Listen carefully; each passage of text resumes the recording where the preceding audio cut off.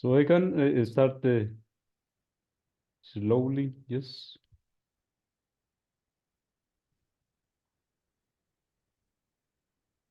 Yes, we will talk about parallel and multi-threaded functions. So I have uh, mentioned this in previous lectures, right? And I will go relatively fast today because I think most of you, if not all, have listened to this presentation in the previous days. So I cannot see the participants at this moment. So, but oh yeah, and now I can see the people somehow. So, so can you give me a reaction on this theory that I mentioned in the previous days? So, if you want to listen to it, or you want to make any questions about that, so that I don't repeat it if you have already listened to it. Yes. So give me a reaction. So or just give me some comments if something was not clear or yes.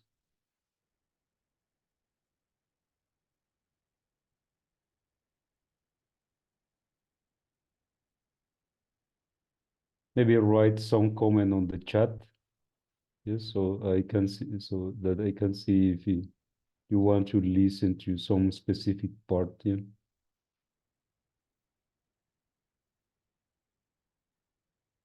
Okay, so it would be to go through to that again in short. Okay, that's a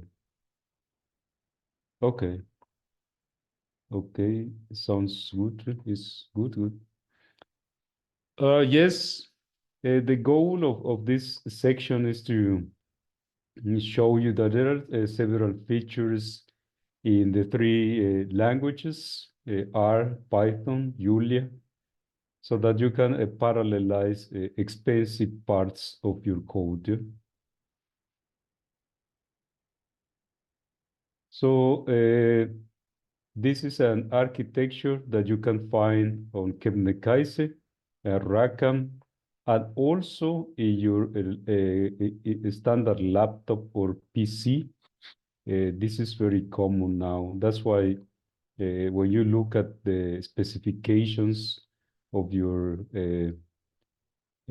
computer, you can find that there are several cores, right, that are included in your CPU.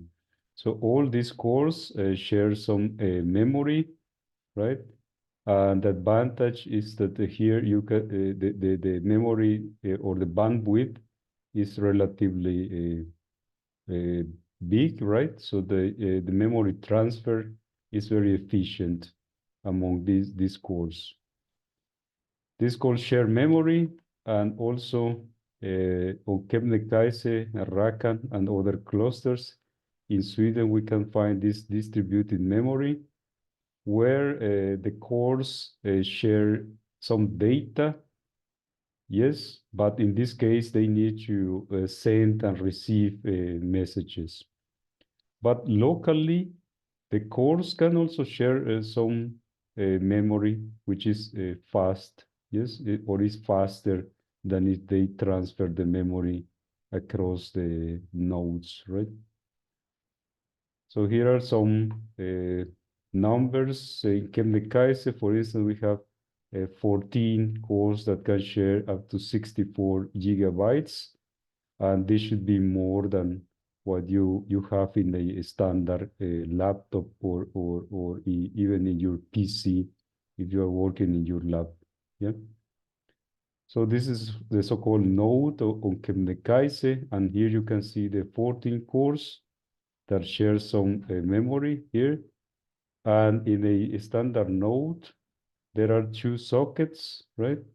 where 14 cores are sitting on a single socket. So they can share this memory here, but they are also interconnected so that in total they can see twice this RAM memory. So in total, in this case, is 128 gigabytes, which is much more than what you would expect, yes, in your PC. So just as a comment, there are other nodes in our centers that have even more memory available. So especially if you're using large databases at the order of terabytes, right? So then you can take advantage of this type of nodes. So this is a picture of a GPU, right? In contrast to the CPU case, as it is mentioned here. In the GPUs, there are many more cores. Each of these green squares is a core as well. But the difference is that these cores here are highly specialized, and they can solve a very specific task like number multiplications and additions, right? So they are specialized for that. In this case, for instance, a single core, it can run your R script, your R Studio, right? Or your Jupyter Notebook, your Python script, Julia script, anything, yeah. But in this case, you're supposed to solve very specific task. Like if you are multiplying a vector by some scalar and then summing some scalar, yes. So they solve a very specialized operations. So it's a picture of how the GPUs are integrated into a node. They are connected to the CPUs, right? And then you can find several cards, GPU cards per node on the clusters, depending on the node type. So there are different paradigms in the parallelism. Yes, I will go directly to them. In the first paradigm or programming model, right, we can find the threaded programming, and this is useful when you are dealing with the shared memory, right? Here is where we use the threaded programming. And as I mentioned previously, here we take advantage of the high bandwidth. Yes, so you don't need to deal with delays in memory transfer because this transfer is in the order of terabytes per second, right? The problem here is that you cannot attach as many cores as you want because of hardware issues, right? So in modern architectures, for instance, in Dardel at PDC, you can find up to 128 cores that share some memory, but that seems to be a limitation in current architectures. So this is for threaded programming. So if you are using some linear algebra, for instance, in R, some packages use linear algebra behind the scenes, right? If you're doing, for instance, some alignment or some operation with matrices, right? So then you most likely are using some linear algebra package like LabPack or BLAS. And these libraries already have some mechanism, implicit mechanism for parallelism that can be activated. For instance, if you set this environment variable, right, to the number of threads that you want, then you can activate the implicit parallelism that is already available here. Yes. So here I wrote that GPU programming has similar patterns to shared memory, but there is a major difference, I would say, in the sense that here you need to work out some highly optimized piece of code, right? That is able to run on thousands of cores, these tiny squares that I mentioned previously, right? So your code needs to be aware that there are plenty of cores that needs to be used simultaneously. And these pieces of codes are the so-called kernels, right? And APIs that are used to run code on GPUs are NVIDIA, and nowadays we can find also ROCm, and Intel is coming into the market as well. So a different paradigm in parallel programming is called distributed. And in this case, the workers or the processes don't share the memory as in the previous case, but they use send and receive messages to transfer data, right? The point here with distributed programming is scalability, because in this case, you can scale your simulation for more than one node, right? So previously I mentioned that at KTH PDC, they have nodes with 128 cores. So, but if you want to scale your code beyond this number, then a distributed programming model is an option. So a standard API for doing distributed programming is a message passing interface, MPI. But it requires also that you know how to program in MPI. So here I wrote a simple example for R. So if you're curious, you can also explore the previous days for examples. And essentially, it does the same, exactly the same, right? But in this case, is R. So I will call this script sleep.r, yeah? And basically, it executes the sleep function n times using a for loop. Yes. So this situation is very simple, but imagine that you have a function, and here inside you have many computations. Yes. You're doing many things here. So here is the serial function. If you run this function, it will run on a single core that I mentioned previously.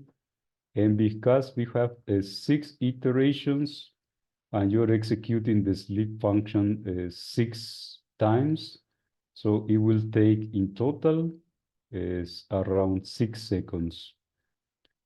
So here I start the timing of this sleep function, yes. And I will use the system time to time the function, and then just report the time that this function took with 6 iterations. So this is what we would do if we don't parallelize the code, right? So it will run it on a single core. But R has several features to parallelize this type of loops. Yes, and these loops are very common in scientific codes, right? So one writes a big loop, and inside one solves many different tasks. So how do we parallelize this code in R? So one option is by using the do parallel package. Yes. And first we call the library do parallel. And then we start with the parallelization. So do parallel offer the for each function, right? So what I would do here is to use a for each instead of a plain for, right? And then I will use the do par option in for each. Notice here that we will go over the iterations, right? And then here I will execute the sleep functions as I did previously, 1 second for each iteration. So then here I have the function with for each. What I can do now is to create the so-called cluster, right? So I will make a cluster. And then in do parallel, we need to register the cluster with this option by using the output of CL here. Yes, CL. And now when I register the cluster, so I can start solving the functions that I want to execute in parallel mode. So I will do that with the by timing this system time. So if you're not timing anything, so just skip this system time. It's not necessary. So the necessary part is here, the sleep parallel, yes, that contains the for each with the do par option. Yeah. So, and once I finish with the cluster, because here you will start n workers, right? So in this case, n is 6. So you will start 6 workers, and they will be running on 6 cores that I mentioned here. Yes. So if you run the serial code, it will use 1. So if you open or create a cluster with 6 workers, it will use 6. Yes, 6 cores.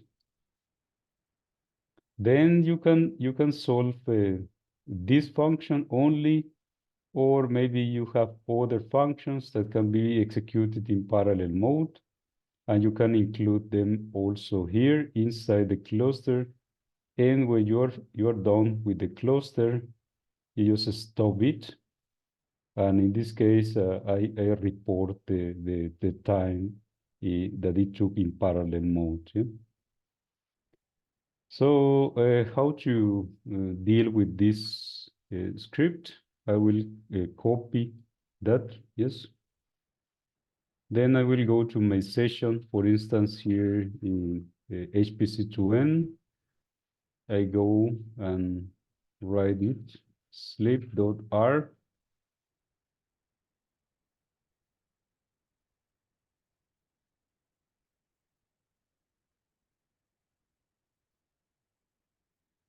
And I can do it also in UPAX.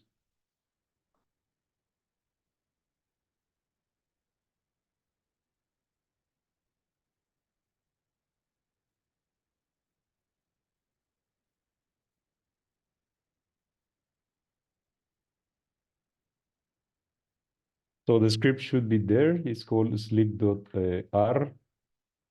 And then I need a batch script because here we are requesting more than 1 core. Imagine that many users request 6 cores at the same time. The login node will be simply saturated, right?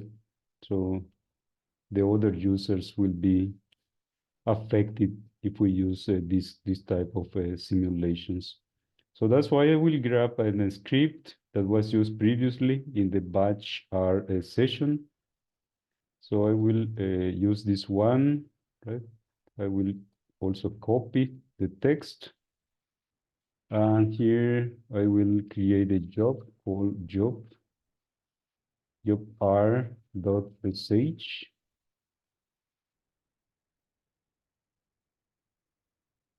And this is the case of HPC2N. So there are some things that we need to change in this script because we are requesting for 6 workers.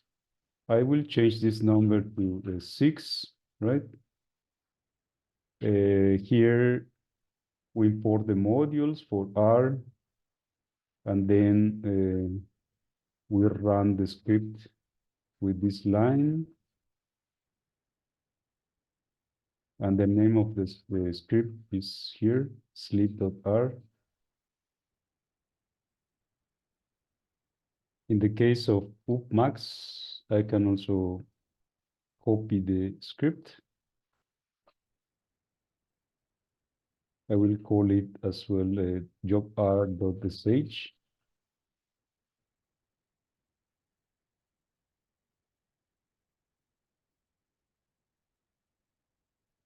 We also need to change here the number of cores. In this case, it's 6.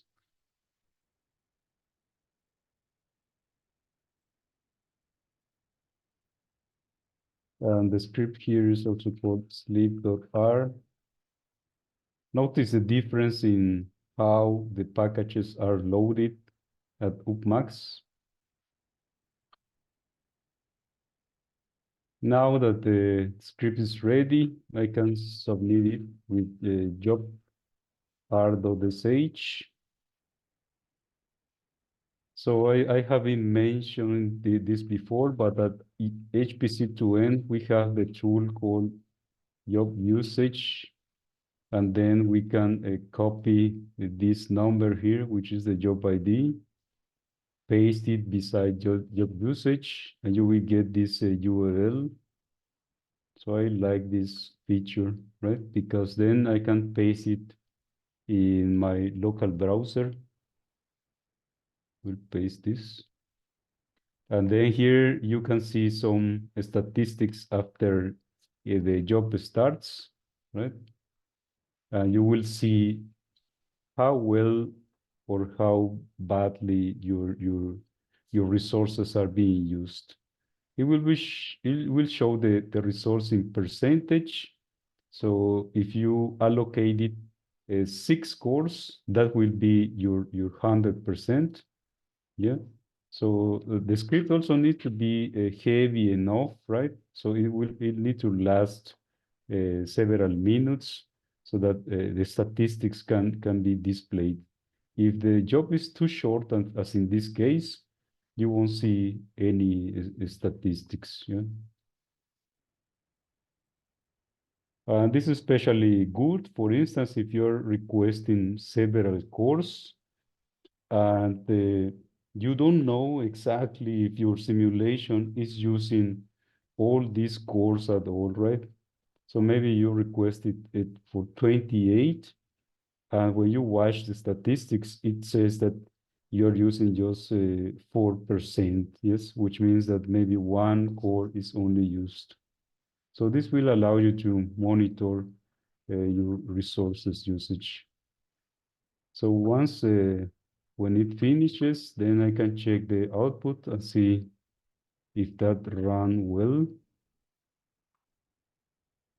So and you can see here that some information from R was printed out. Yes, that we don't need this information at this moment. It's just a message from R. The important part is here. So the lapse time with the serial code was 6 seconds, and the lapse time by using by using 1 core is 6 seconds, and by using 6 cores is 1 second. So you got a 6-fold speed up of this code. So at upmax, we do something similar. Submit the script, and here we can also explore if the job started. No, it has not started. Yes. Now it has started. And then we can check the output as well.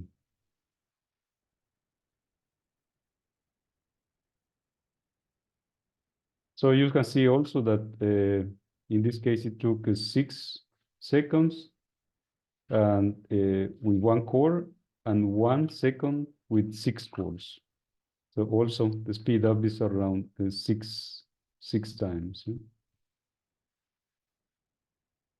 This is one way to speed up your code if you have a for loop.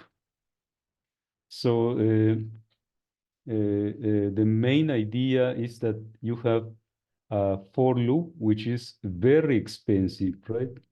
Right. So, and you would benefit from it if you have here inside the for loop a heavy task. Like if you are solving many different things that are independent of each other. But if you're solving a very lightweight thing, like solving a root square or something like that, or just opening a file, closing a file, then instead of seeing an speed up, then you will see a performance decrease because when you open this region here, you have an overhead. So you need to execute something heavy here, right? Like doing some, for instance, some alignment, heavy alignment, or some big expensive computation in this loop, and then you could see the speed up. So here I present you with other example, and this is what I show you. So maybe you won't see any performance improvement. Maybe yes, because this is just a simple function, the root square, and this is already highly optimized in R. For instance, if you use a vectorized operation, right? So what just for the purpose of illustration, I show you then an example with the cluster apply function. So notice that if you're in your code, you are already using this apply family of functions.